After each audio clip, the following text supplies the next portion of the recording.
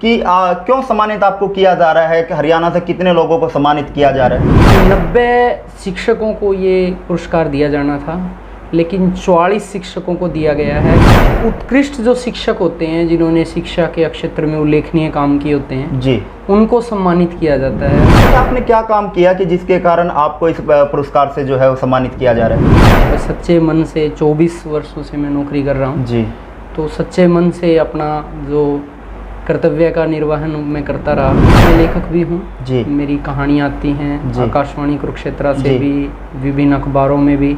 मेरी एक पुस्तक आ चुकी है, रेत की दीवार। तो मुझे नहीं लगता मेरे जैसे इंसान के लिए टीचिंग से बढ़िया, अध्यापन से बढ़िया कोई पेशा हो सकता है, कोई सेवा हो सकती है।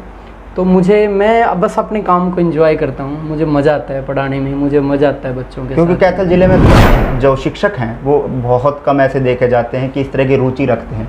तो ऐसे शिक्षकों को क्या कुछ आप संदेश देना चाहेंगे? पहली बात तो मैं आपकी बात से सहमत नहीं हूँ। आज मैं ये जानता हूँ जो नए शिक्षक आए हैं, खास तौर पर जो नए, वो बहुत मेहनत नौकरी तक सीमित रह गए हैं। नहीं। नमस्कार, मैं हूं मोहन नायक, आप देख रहे हैं कैथल टीवी। और आज हमारे साथ ऐसी शख्सियत हैं जो कि हरियाणा में राज्य शिक्षक पुरस्कार के लिए 44 लोगों को चयनित किया गया, लेकिन उसमें कैथल जिले की अगर बात करें तो कैथल से 2 शिक्षकों को चंडीगढ़ राजभवन में सम्मानित किया जाएगा। लेकिन एक शिक्षक इस समय हमारे साथ मौजूद हैं, राजौन से संजय राणा जी। उनसे जानेंगे कि आखिरकार क्या कुछ वो जानकारी देना चाहेंगे, क्यों सम्मानित इनको किया जाता है। इन तमाम मुद्दों पर हम चर्चा करेंगे। हमारे साथ हैं इस समय संजय राणा जी। नमस्कार सर। नमस्कार सर। कैसे हैं आप?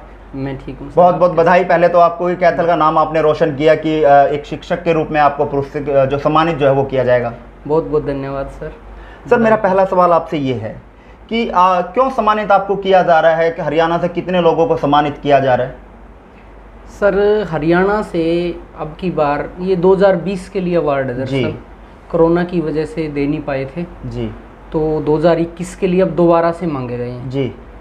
तो उत्कृष्ट जो शिक्षक होते हैं, जिन्होंने शिक्षा के क्षेत्र में उल्लेखनीय काम किए होते हैं जी, उनको सम्मानित किया जाता है, उनके काम को सम्मानित किया जाता है, उनको प्रेरित करने के लिए। जी, तो 90 शिक्षकों को ये पुरस्कार दिया जाना था, लेकिन 44 शिक्षकों को दिया गया है। कुछ ऐसे पद रहे हैं, कुछ ऐसी कैटेगरी रहे हैं जिनके अंदर कुछ लोगों ने क्वालिफाई नहीं किया। जी। तो कैथल से कितने लोगों का नाम है? कैथल से 2 लोगों का नाम है। प्राध्यापक श्रेणी में तो मैं हूँ, और एक पीटीआई हैं जी, कुलदीप जी है उनका नाम, प्योदा से। यानी कि अगर हम टीचर्स की, प्राध्यापक की बात करें, या वो प्राइमरी का अध्यापक हो या एसएस का या साइंस का किसी भी सब्जेक्ट का हो, तो पूरे जिले से आपका नाम है? लेक्चरर से भी। लेक्चरर से भी। सर, ऐसा आपने क्या काम किया कि जिसके कारण आपको इस पुरस्कार से जो है वो सम्मानित किया जा रहा है? देखिए, मैं नहीं समझता कि मैंने कुछ ऐसा कोई विशेष किया होगा। बस सच्चे मन से 24 वर्षों से मैं नौकरी कर रहा हूँ जी, तो सच्चे मन से अपना जो कर्तव्य का निर्वहन मैं करता रहा अपने बच्चों से। मुझे दरअसल मैं लेखक भी हूँ जी, मेरी कहानियाँ आती हैं जी, आकाशवाणी कुरुक्षेत्र से जी, भी, विभिन्न अखबारों में भी। मेरी एक पुस्तक आ चुकी है, रेत की दीवार। जी। तो मुझे नहीं लगता मेरे जैसे इंसान के लिए टीचिंग से बढ़िया, अध्यापन से बढ़िया कोई पेशा हो सकता है, कोई सेवा हो सकती है। तो मैं बस अपने काम को एंजॉय करता हूँ। मुझे मज़ा आता है पढ़ाने में, मुझे मज़ा आता है बच्चों के साथ। क्योंकि कैथल जिले में तमाम ऐसे शिक्षक और भी हैं, बहुत सारे शिक्षक हैं, लेकिन आपने ऐसा बेहतर क्या किया कि जिसको लेकर हरियाणा सरकार ने आपको पुरस्कार देने का फैसला लिया, और कैथल जिले से 2 ही लोगों को चयनित किया। और श्रेणी की जिसकी बात करें, वो प्राध्यापक की श्रेणी, जिसमें एसएसओ या लेक्चरर हो, उस श्रेणी में सिर्फ आपको ही चयनित किया गया।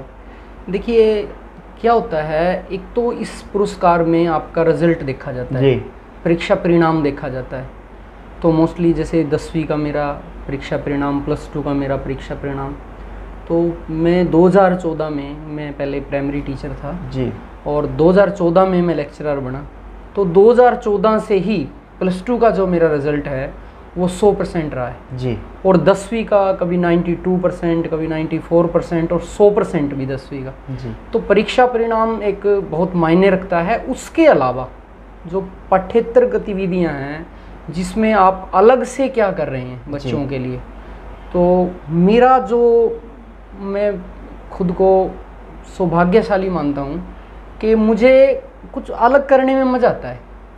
तो उस अलग में क्या आपने किया? जैसे मुझे मान लो कोई नाटक ही पढ़ाना है जी या कोई कहानी पढ़ानी है, तो मैं फिर सोचना शुरू करता हूँ कि मैं इसमें अलग से क्या करूँ। जी तो मैं बच्चों को तैयार करता हूँ उन्हीं थोड़े से टाइम में ही, और बच्चों के अंदर कमाल की ऊर्जा होती है, तो फिर बच्चे उस कहानी पे नाटक कर देते हैं क्लास में। जी तो जो बाकी बच्चे देख रहे हैं वो उस विषय वस्तु को, उन प्रश्नों को कभी नहीं भूलते, जो नाटक के माध्यम से समझाने नाटक का आप के काम माध्यम करते से। हैं। हाँ, जी जैसे मुझे व्याकरण भी करवानी है, जी जैसे अलंकार का विषय है, तो मैं बच्चों को ही वो रोल दे देता हूँ, भाई आप अलंकार बनेंगे, आप फिर अलंकार के आगे वेद बनेंगे, आप शब्द अलंकार बनेंगे, आप अर्थालंकार। तो मुझे भी मज़ा आता है, बच्चों को मज़ा आता है, और मुझे लगता है कि ये चीज़ मेरे अधिकारियों को भी बहुत पसंद आई। साथ ही साथ अभी जैसे मैं खेड़ी राववाड़ी में कार्यरत हूँ, तो मैंने अपने खर्च पर स्कूल में एक हिंदी लैब बनाई हुई है। शायद ही हरियाणा में किसी स्कूल में हिंदी लैब होगी। जी तो मैंने जो भी लेखक, जो भी कवि, खासतौर पे 9वीं और 10वीं कक्षा की किताबों में हैं, जी जिनकी रचनाएं हैं, कहानी हो चाहे कविताएं हों, उनके पोस्टर, उनके बारे में जानकारी, फिर व्याकरण के ऊपर उनके पोस्टर, तो ये सब चीज़ें फिर मैंने अपने केस में सबमिट की थी। मुझे लगता है ये सबको पसंद आई। यानी हिंदी आप लोगों बच्चों को पढ़ाते हैं? हाँ, मेरा विषय हिंदी है। तो इससे पहले भी कभी आपको हरियाणा सरकार द्वारा पुरस्कृत किया गया हो, सम्मानित किया गया हो? हाँ, अभी हाल ही में कई बार पुरस्कृत हुआ हूँ मैं। तो अभी हाल ही में जो सुशासन दिवस था जी उस पर माननीय उपायुक्त महोदय और जो हमारी मंत्री जी हैं माननीय कमलेश ढांडा जी, उनके द्वारा मुझे बेस्ट शिक्षक का पुरस्कार मिला था जिला स्तर का। जी। और उससे पहले जब मैं एचटी के तौर पे काम कर रहा था, तो मेरा स्कूल पूरी डिस्ट्रिक्ट में फर्स्ट आया था प्राइमरी श्रेणी में, और मुझे 26 जनवरी को बुलाकर कृषि मंत्री के हाथ सम्मानित किया गया था। तो इस तरह का राज्य पुरस्कार पहली बार आपको मिल रहा राज्य है? पुरस्कार मैंने पहली बार ही इसके लिए अप्लाई किया था, और पहली बार में ही मुझे मिल गया। पहली बार में ही आपने छक्का लगा दिया? हाँ, मिल गया। थैंक यू तो सर। कब इस पुरस्कार के लिए आपको निमंत्रण है और कहाँ पर इसको दिया जाएगा और किन के द्वारा आपको ये दिया जाएगा? असल में जैसे मैंने अभी आपको बताया कि ये पुरस्कार 2020 का है जी। तो पिछली बार नहीं दे पाए कोरोना की वजह से, तो अब की बार ऐसा मैंने सुना है अखबार के माध्यम से, आप जैसे पत्रकारों के माध्यम से, कि ये 2 साल का इकट्ठा दे रहे हैं, 2020 और 21 के लिए तो अभी ये अप्लाई करवा रहे हैं। जी। तो हमारी घोषणा हो चुकी है, तो हमें 5 सितंबर को शिक्षक दिवस पर राजभवन चंडीगढ़ के अंदर माननीय मुख्यमंत्री जी, माननीय शिक्षा मंत्री जी और राज्यपाल, माननीय राज्यपाल जी के कर कमलों से दिया जाता है ये, और राजभवन में चंडीगढ़ ये दिया जाएगा 5 सितंबर को शिक्षक दिवस के अवसर पर। तो कैसा महसूस आप कर रहे हैं? अच्छा लग रहा है सर। देखिए, सम्मान कोई भी हो अच्छा लगता है, अपमान सबको बुरा लगता है। जी। नहीं, खैर आपने जो काम किया उसके लिए बतौर आप हकदार भी हैं, और उस हकदार को बखूबी हरियाणा सरकार ने देखा भी और आपको अब मिलेगा भी वो चीज़। तो किस तरह से, जैसे घर वालों को जब पता लगा तो फिर किस तरह का माहौल घर में देखने को मिला? नहीं, सब खुश हैं, सब खुश हैं? अच्छा लगता है। मित्र हैं वो सब खुश हैं। मेरे एक मेंटर हैं जी, जिनको पिछली बार यानी कि 2019 में जिनको मिला था, सुरेश राणा जी हैं कलायत से। वो इस चीज़ में मेरे मार्गदर्शक भी हैं, क्योंकि उनको मिल चुका था क्या करना होता है। इसमें ना थोड़ा कागज़ का काम बहुत रहता है, करीब 500 पेज की तो एक फाइल ही है मेरी भी। तो अब की बार ऑनलाइन था, लेकिन पहले तो ऑफलाइन ही तैयार करेंगे, फिर आप अपलोड करेंगे सारे, फिर आप अपलोड करेंगे सारे कागज़। तो माननीय सुरेश राणा जी मेरे इसमें मार्गदर्शक, मेरे गुरु और मित्र भी हैं मेरे, और एक माननीय दिलीप जी पूर्व जो जिला मौलिक शिक्षा अधिकारी हैं, मित्रवत व्यवहार करते हैं, उनकी भी बड़ी हार्दिक इच्छा थी। बार बार वो कह रहे थे कि मेरे रिटायरमेंट से पहले मैं संजय चाहता हूँ ये आपको मिले, लेकिन रिटायरमेंट के बाद मिल रहा है वो? नहीं, हाँ, अभी वो रिटायर हो चुके हैं जी। तो उनका बहुत रहा, बार मुझे प्रेरित किया इन दोनों शख्स। चलो, सपना साकार हुआ। वो भी दोनों खुश हैं बहुत। तो मेरे एक सवाल आपसे, एक और सवाल आपसे ये है कि जो शिक्षक हैं वो बहुत कम ऐसे देखे जाते हैं कि इस तरह की रुचि रखते हैं, तो ऐसे शिक्षकों को क्या कुछ आप संदेश देना चाहेंगे हमारे चैनल के में? देखिए, मैं पहली बात तो मैं आपकी बात से सहमत नहीं हूँ। आज मैं ये जानता हूँ जो नए शिक्षक आए हैं, खास तौर पर जो नए, वो बहुत मेहनत, नौकरी तक सीमित रह गए हैं। नहीं, बहुत मेहनत कर रहे हैं टीचिंग में। देखिए, समाज की धारणा बदलना जी तो थोड़ा टाइम तो लगता है, लेकिन वो सब मेहनत कर रहे हैं। आप सरकारी स्कूलों में देखिए, जो तस्वीर है वो बहुत हद तक बदल चुकी है। नए नए योग्य बच्चे, अब आप भी जानते हैं कि एक टीचर बनना, एक लेक्चरर बनना कितना मुश्किल है। लेकिन सरकारी टीचर्स पर, एक मिनट दीजिए सर, एक मिनट दीजिए। एक धारणा है कि सरकारी स्कूलों में पढ़ाई नहीं है। दरअसल क्या हुआ था, उसी धारणा की बात कर रहा था। कुछ पिछली सरकारों में क्या हुआ था, एक बार, आप पत्रकार हैं, बहुत जागरूक इंसान हैं, स्कूल खाली हो गए थे सर टीचरों से जी। तो फिर सरकारें बदली, उन्होंने 9,000 पोस्ट, 8,000 पोस्ट, हजारों में लेक्चरर, क्योंकि स्कूल खाली अब लगाए हैं तो स्कूल खाली तो थे ना जी। तो अब जब स्कूल भर गए हैं, जब टीचर आए हैं तो अब टीचर खूब मेहनत कर रहे हैं। हाँ, जहाँ तक बात है क्रिएटिविटी की, तो मुझे लगता है सर ये तो वक्त की ज़रूरत है, क्योंकि बच्चे जो है ना अब रुचिकर चीज़ें चाहते हैं जी।